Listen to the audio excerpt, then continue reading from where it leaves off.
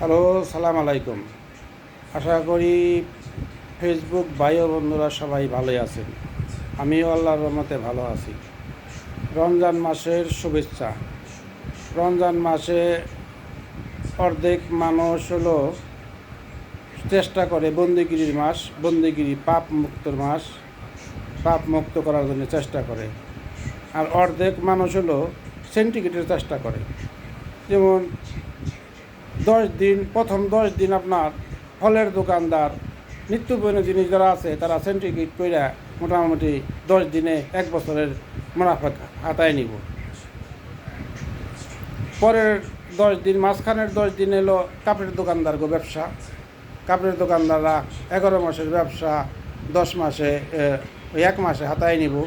Centigrade দেখেন কিভাবে হয়।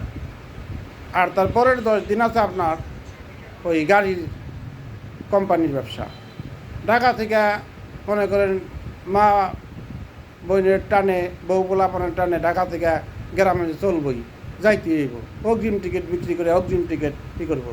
তাহলে 1 বছরের জিনিস, তাহলে অর্ধেক মানুষ হলো বন্দিগিরি করবে আর অর্ধেক মানুষ হলো সেন্টিগ্রেটে আছে। তাহলে আমরা কোন দেশে বাস করি, আমরা বসবাস করি, একটু চিন্তা ভাবনা করে দেখবেন। সবাইকে ভিডিওটা দেখার সুযোগ করে দেবেন। ধন্যবাদ। এছাড়া শুনুন।